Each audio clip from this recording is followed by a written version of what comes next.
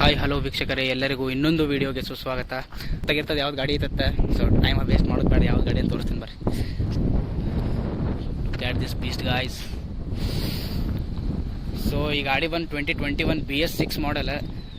ಇದು royal Enfield classic 350 black stealth black ಅಂತ ಇದ್ರ ಕಲರ್. ಸೊ ಈ ಕಲರ್ನಾಗಂತೂ ಏನು ಕಾಣ್ತದ್ರಿ ಗಾಡಿ ಅಂದ್ರೆ ಜಸ್ಟ್ ಆಸಮ್. ನೋಡ್ರಿ ಫ್ರಂಟ್ ನೋಡ್ರಿ. ಸೊ ನಿಮಗೆ ಫ್ರಂಟ್ ಹ್ಯಾಲೋಜನ್ ಲೈಟ್ಸೇ ಬರ್ತಾವೆ, ಹೆಡ್ಲೈಟ್. ಸೊ ಸೈಡ್ ನಿಮಗೆ ಹ್ಯಾಲೋಜನ್ ಇಂಡಿಕೇಟರ್ಸೇ ಕೊಡ್ತಾರೆ. ಇವು ಎಕ್ಸ್ಟ್ರಾ ಲೈಟ್ಸ್ ಹಾಕ್ಸಿದ್ದ. ಇವು cost up to I think 3000 ಏನು ಅಷ್ಟೇ ಬಿದ್ದಾವ ಅನಿಸ್ತದೆ. ಸೊ ಇವು ಎರಡು ಲೈಟ್ ಏನು ಕಾಣ್ತಾವಲ್ಲ ನಿಮಗೆ, ಇವೆರಡು ಪೈಲಟ್ ಲ್ಯಾಂಪ್ ಅಂತ ಕರೀತಾರೆ. ಅವು ಅಂತರೂ ನೈಟ್ದಾಗ ಎಷ್ಟು ಮಸ್ತ್ ಕಾಣ್ತಾವಂದ್ರೆ awesome. ಸೊ ಅದೆಲ್ಲ ಬಿಡ್ರಿ. 41 mm ಟೆಲಿಸ್ಕೋಪಿಕ್ ಸಸ್ಪೆನ್ಷನ್ ನೋಡ್ರಿ. ಇವು ಫ್ರಂಟ್ ಸಸ್ಪೆನ್ಷನ್ ಸ್ಮೂತ್ ಅದ, ಅಷ್ಟೇನು ಹಾರ್ಡ್ ಇಲ್ಲ. ಸೊ ಏನು ಬ್ಯಾಕ್ ಕಾಣ್ತಿತ್ತಲ್ಲ ಅದಂತೂ ಹೆವಿ ಸ್ಟಿಫ್ ಅದ. ಸೊ ನೀವು ಟೈರ್ ನೋಡೋದಾದ್ರೆ ಫ್ರಂಟ್ 100 ಸೆಕ್ಷನ್ ಟೈರ್ ಬರ್ತದೆ. ಸೊ ರೇರ್ ನಿಮಗೆ 120 ಸೆಕ್ಷನ್ ಟೈರ್. ನಿಮಗೆ ಡಿವಲ್ ಚಾನಲ್ ಎಬೇಸ್ ಬರ್ತದೆ. ಫ್ರಂಟ್ ಬಂದು 300 mm ಡಯಾಮೀಟರ್ ಇರೋ ಡಿಸ್ಕ್ ಸಿಗ್ತದೆ. ಸೊ ನಿಮಗೆ ರೇರ್ ಬಂದು 270 mm ಡಯಾಮೀಟರ್ ಇರೋ ರೇರ್ ಬೈಕ್ ನೋಟಿಸ್ ಮಾಡ್ಬೋದು. ಸ್ವಲ್ಪ ಚೇಂಜಸ್ ಕಾಣತ್ತಿಲ್ಲ. ಏನಂದ್ರೆ ಎಕ್ಸಾಸ್ಟ್ ರೀ.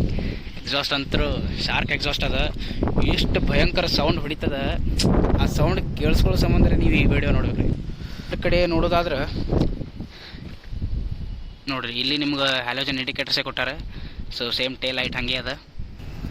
ನೀವು ಎಂಜಿನ್ ಬಗ್ಗೆ ನೋಡೋದಾದ್ರೆ ಇದು 349cc air and oil cooled engine ಎರಡೂ ಬರ್ತಾವೆ. ಸೊ ಇದ್ರ ಮ್ಯಾಕ್ಸ್ ಪವರ್ ಬಂದು 20.2 ಹಾರ್ಸ್ ಪವರ್ ಪ್ರೊಡ್ಯೂಸ್ ಮಾಡ್ತದೆ. ಹಾಗೆ 27 Nm ಟಾರ್ಕ್ ಪ್ರೊಡ್ಯೂಸ್ ಮಾಡ್ತಾರೆ. NM ಅಂದ್ರೆ ನ್ಯೂಟನ್ ಮೀಟರ್ ಅಂತ ಎಲ್ಲರಿಗೂ ಗೊತ್ತಿರ್ತದೆ.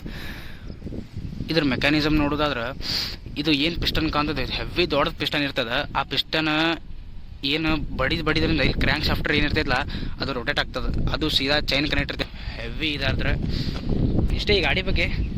ಇದ್ರ ಫ್ಯೂಲ್ ಕೆಪಾಸಿಟಿ ಬಂದು 13 ಲೀಟ್ರ್, 35ರಿಂದ 40 ಮೈಲೇಜ್ ಕೊಡ್ತದೆ. ಸೊ 35 ಮೈಲೇಜ್ ಹಿಡಿದ್ರೂ 455 ಮೈಲೇಜ್ ಅಂದ್ರೂ ಆರಾಮ್ಸೆ ಕೊಡ್ತದೆ. ಒಂದು ವ್ಯೂ ನೋಡ್ರಿ ಇದ್ರದ್ದು, ಮಸ್ತ್ ಐತ್ಲ. ಇದ್ರ ಸೌಂಡ್ ಕೇಳಿಸ್ಕೊಳ್ರಿ. ಇದ್ರ ಕಾನ್ಸೋಲ್ ನೋಡ್ರಿ ಹೆಂಗದಂದ್ರೆ ಇದು ಕವರ್ ಅದಿಂದ ರೀ ತೆಗಿಯೋಣಂತ, ಸೇಫ್ಟಿ ಪರ್ಪಸ್ ಸಂಬಂಧ ಐತ್ಲ. ಇಲ್ಲಿ ನೋಡ್ರಿ,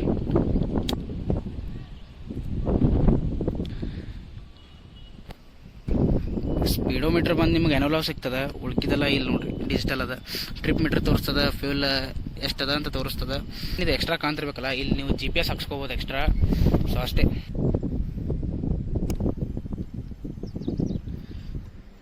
ಸೌಂಡ್ ಕೇಳಿಸ್ಕೋರಿ.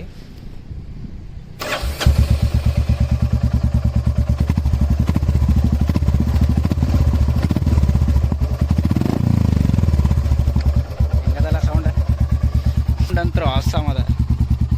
ಅಷ್ಟೇ, ಉಳ್ಕಿದೆಲ್ಲ ನೀವು ರೈಡ್ ಮಾಡೋ ಮುಂದೆ ಹೇಳ್ತೀನಿ.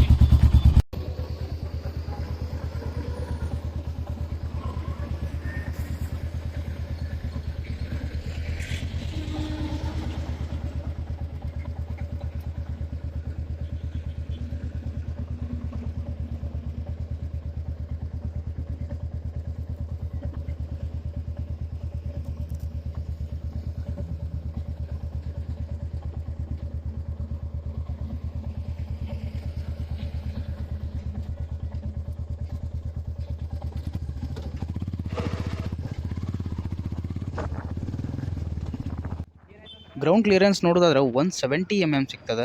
ಸೀಟ್ ಹೈಟ್ ನೋಡೋದಾದ್ರೆ 805 mm ಸಿಗ್ತದೆ ಅಷ್ಟೇ. ಮತ್ತು ಬೈಕಿಂದ ವೇಟ್ ಬಂದು 195 kg ಅದ. ಸ್ವಚ್ಛ ಹ್ಯೂಜ್ ವೇಟೆಡ್ ಬೈಕ್. ಅದು ಬಿಟ್ಟರೆ ಸೀಟ್ ಕಂಫರ್ಟಬಿಲಿಟಿ ನೋಡೋದಾದ್ರೆ ಇಟ್ಸ್ ಟೂ ಸ್ಮೂತ್. ನೀವು ಲಾಂಗ್ ಜರ್ನಿ ಹೊಡಿತೀನಂದ್ರೆ ಏನೂ ಪ್ರಾಬ್ಲಮ್ ಆಗಂಗಿಲ್ಲ. ಸೀಟ್ ಭಾಳ ಸ್ಮೂತ್ ಅದ. This is 2-wheeler powerful cruiser bike. Powerful cruiser bike ಅಂತ ಎದಕ್ಕೆ ಅಂತೀನಂದ್ರೆ ದಿಸ್ ಇಸ್ 349cc ಬೈಕ್ ಅದ. 349cc ಅಂದ್ರೆ ಭಾಳ ಐತೆ. ಯಾಕಂದ್ರೆ ನಾವು ಎಲ್ಲ ಹೊಡೆದಿದ್ದು 150cc 160, ಭಾಳ ಅಂದ್ರೆ 200. ಇದು ರಾಯಲ್ ಎನ್ಫೀಲ್ಡ್ ಬಂದು 349cc. ಇದ್ರ ಇಂಜಿನ್ ಬಗ್ಗೆ ಹೇಳ್ಬೇಕಂದ್ರೆ ಹೈಲಿ ರಿಫೈನ್ಡ್ ಇಂಜಿನ್ ರೀ. ಹೈಲಿ ರಿಫೈನ್ಡ್ ಇಂಜಿನ್ ಯಾಕಂತೀನಂದ್ರೆ ನೀವು ಹಳಿ ರಾಯಲ್ ಎನ್ಫೀಲ್ಡ್ ಬೈಕ್ಗಳು ನೋಡಿರ್ಬೇಕು. ಅವು ವೈಬ್ರೇಷನ್ ಈ ಪರಿ ವೈಬ್ರೇಷನ್ ಹೊಡಿತಿ ಏನಿಲ್ಲ, ಬೇರೆ 50 to 60 km/h ಹೋಗೋ ಮುಂದಾಗೆ ಆ ಪರಿ ವೈಬ್ರೇಷನ್ ಹೊಡಿತಿತ್ತು. ಬಟ್ ಈ ಬೈಕ್ನ ಏನು ವೈಬ್ರೇಷನ್ ಅಲ್ಲ ರೀ. BS6 ಅಲ್ಲ, ಸ್ವಲ್ಪ ಭಾಳ ಕಡೆ ಸಪ್ ಆಗಿಬಿಟ್ಟದ್ರಿ ಗಾಡಿ. ಬಟ್ ನಿಮ್ಗೆ 100 ಕಿಲೋಮೀಟರ್ಸ್ ಮ್ಯಾಗ ಹೋದ್ರೆ ನಿಮ್ಗೆ ವೈಬ್ರೇಷನ್ಸ್ ಕಾಣ್ತಾವೆ. 100 ಕಿಲೋಮೀಟರ್ಸ್ ಒಳಗೆ ನಿಮಗೆ ಯಾವ ಥರನೂ ವೈಬ್ರೇಷನ್ ಕಾಣಂಗಿಲ್ಲ ರೀ.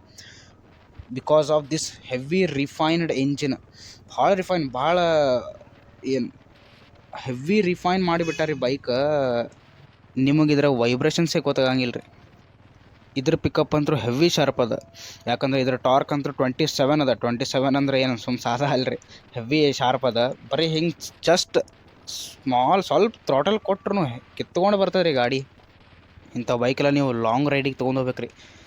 ಈ ಬೈಕ್ನಾಗಂತೂ 40-50 ನೀವು ಲಾಕ್ ಮಾಡ್ಕೊಂಡು ಹೊಂಟ್ರೆ ಹೆಲಿಕಾಪ್ಟರ್ ಸೌಂಡ್ ಬಂದಂಗೆ ಬರ್ತದೆ ರೀ. ಹೇಳಿದಲ್ಲ, ಸೌಂಡ್ ಎಕ್ಸಾಸ್ಟ್ ಒಂದು ಚೇಂಜ್ ಮಾಡಿಸೋದಲ್ಲ, ಆ ಎಕ್ಸಾಸ್ಟಿನ ಸೌಂಡ್ ಅಂತೂ ಅಲ್ಟಿಮೇಟ್ ಅದ. ನಾ ಹೇಳಿದಲ್ಲ 50 or 60 ನೀವು ಲಾಕ್ ಮಾಡ್ಕೊಂಡು ಹೋದ್ರೆ ಏನು ಹೆಲಿಕಾಪ್ಟರ್ನಾಗ ಕುಂತ ಹೋದಂಗೆ ಅನ್ನಿಸ್ತದೆ ರೀ. ಇಂಥ ಬೈಕ್ಗಳ್ದೆಲ್ಲ ನೀವು ಪರ್ಫಾರ್ಮೆನ್ಸ್ ಅದು ಚೆಕ್ ಮಾಡೋಕೆ ಹೋಗ್ಬಾರ್ದ್ರಿ. ಯಾಕಂದರೆ ಇದು ಕ್ರೂಸರ್ ಬೈಕ್ ಅಲ್ಲ, ಹೆವಿ ವೇಟ್ ಇರ್ತದೆ. 195 kg ಅಂತ ಹೇಳಿದಲ್ಲ, ಹೆವಿ ವೇಟ್ ಇರೋ ಸಂಬಂಧ ನಿಮ್ಮ ಸ್ವಲ್ಪ ಕಂಟ್ರೋಲ್ ತಪ್ಪಂದ್ರೂ ಹೊತ್ಕೊಂಡು ಬಿದ್ದೇ ಬರ್ತೀರಿ. ಅದ್ರ ಸಂಬಂಧ ಏನು ನೋಡ್ಕೊಂಡು ಓಡಿಸ್ರಿ, ಹಂಗೇನಿಲ್ಲ, ಮತ್ತೇನಿಲ್ಲ. ಇದ್ರ ಟಾಪ್ ಸ್ಪೀಡ್ ನೋಡೋದಾದ್ರೆ ಹೋಗ್ತದೆ 120, 125 ಲಾಕ್ ಆಗ್ತದೆ. ನಾನು ಹೇಳಿದಲ್ಲ 100 ಮ್ಯಾಗ ಅಂತೂ ವೈಬ್ರೇಷನ್ ಸ್ಟಾರ್ಟ್ ಆಗ್ತದೆ. 100 ಒಳಗೆ ತನಕ ಯಾವುದು ವೈಬ್ರೇಷನ್ ಬರೋಂಗಿಲ್ಲ. So this is all about this bike. ಇದಕ್ಕಿಂತ ಮೊದಲು ಏನಾಯ್ತಂದ್ರೆ, ನಾನು ಈ ವಿಡಿಯೋ ಸ್ಟಾರ್ಟ್ ಮಾಡಿದೆಲ್ಲ, ನಾ ಗೋಪ್ರೋ ಯೂಸ್ ಮಾಡೋಂಗಿಲ್ಲ, ಮೊಬೈಲೇ ಯೂಸ್ ಮಾಡುತ್ತಿದ್ದೆ. ಮೊಬೈಲ್ದಾಗ ಚಾರ್ಜ್ ಕಡಿಮೆ ಇತ್ತು. ನಾನು ನೋಡಿದಿಲ್ಲ ರೀ ಚಾರ್ಜ್ ಎಷ್ಟು 30% ಇತ್ತು. ಅದು ರೆಕಾರ್ಡ್ ಅದು ಮಾಡ್ಕೊತ ಬಂದೀನಿ, ಗೊತ್ತೇ ಇಲ್ಲ ಕಡಿಮೆ ಆಗಿತ್ತು. 5% ಇತ್ತು. ನಾನು ನೋಡಿಲ್ಲ, ಹಾಗೆ ಮೊಬೈಲ್ ಮುಂದೆ ಹಾಕಿ ಚಾರ್ಜ ಹೋಗ್ತದೆ ಅಂತ ಹೇಳಿ ನಾವು ಮಾಡಿದೆ. ಅದೇನು ಮಾಡುತ್ತೆ, ಸ್ಟಾರ್ಟಿಂಗಿಗೆ ಸ್ವಿಚ್ ಆಫ್ ಆಗಿಬಿಡ್ತಾರೆ.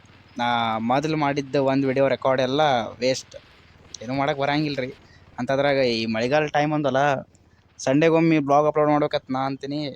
ಆ ಟೈಮಿಗಂತೂ ಆಗಂಗಿಲ್ಲ. ಒಮ್ಮೊಮ್ಮೆ ರೆಕಾರ್ಡ್ ಮಾಡ್ಕೊತ ಹೊರಗೆ ಹೋದಾಗ ಮಳೆ ಬರ್ತದೆ. ಇದೇ ವಿಡಿಯೋ ರೆಕಾರ್ಡ್ ಮಾಡೋ ಮುಂದಾಗೆ 2-3 ಸಲ ಮಳೆ ಬಂತು. ಆ ಮೊಬೈಲ್ ಸ್ವಿಚ್ ಆಫ್ ಆಗಿರೋ ಸಂಬಂಧ ಹೊಳ್ಳಿ ಮನೆಗೆ ಬಂದು ಚಾರ್ಜ್ ಮಾಡ್ಕೊಂಡು ಹೊಳ್ಳಿ ಇನ್ನೊಮ್ಮೆ ಶೂಟ್ ಮಾಡುತ್ತೆ.